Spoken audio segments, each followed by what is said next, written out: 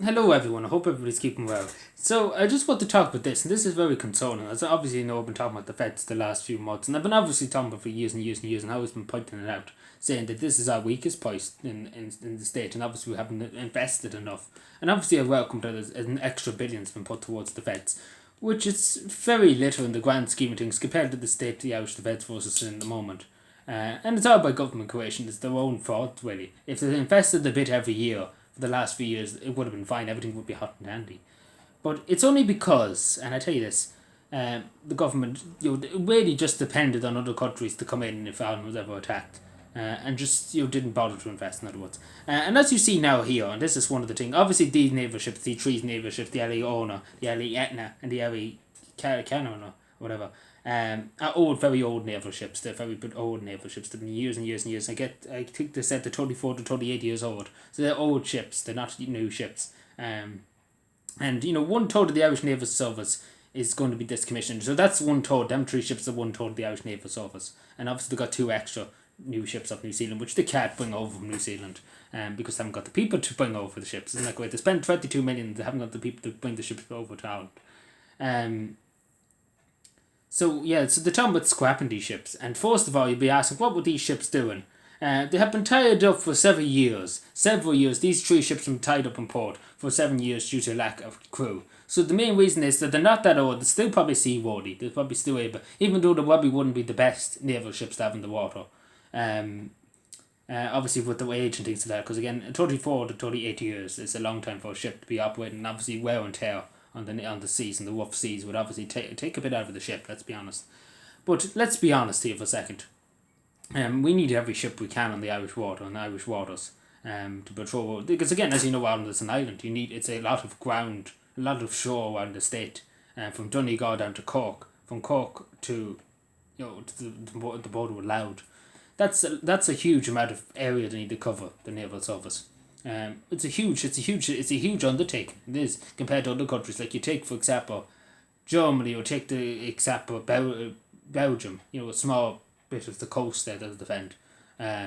Whatever about the Royal Navy, obviously they're far superior than the Irish Navy. Obviously they have a bigger fleet. It doesn't dwarf the fleet that it used to have in the Second World War, things like that. But they still have a very powerful navy with obviously a lot of resources to fund the navy and things like that. But yeah, so the early EFA was donated to the Malta Armed Forces and back in 2018. But yeah, it's mainly due to a lack of manpower. Like, it's the staff shortages that's really fucking it over.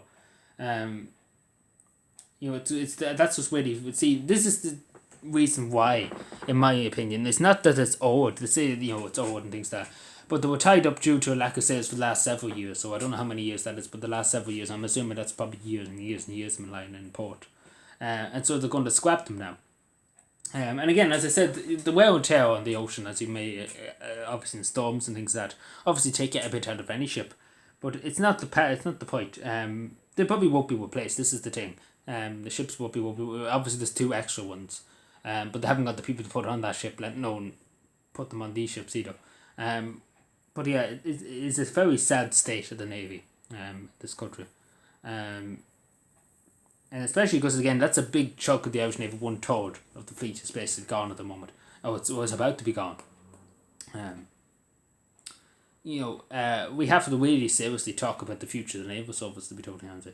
And what we're going to do. Again, the main thing and that extra billion that's going towards the Feds next year, or this year, it's probably going to be invested this year or next year. That should go to up the wages. That billion should go to invest in paying the people on the ships first of all. And maybe that would encourage more people obviously to join the navy, and a bit of better conditions. That would solve the problem overnight. Let's be fair. It can be easily solved if they paid them a decent wage. Because again, I wouldn't want to be on the naval ship, to be totally honest with you.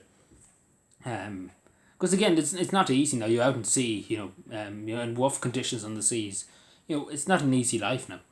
When you're away from your family, it's not an easy life. Let's be fair, it's not an easy life. And obviously they serve a bit of a living wage, like a living wage. Some of them even left to go to Tesco, as I said, because it was better wage, better conditions, better hours.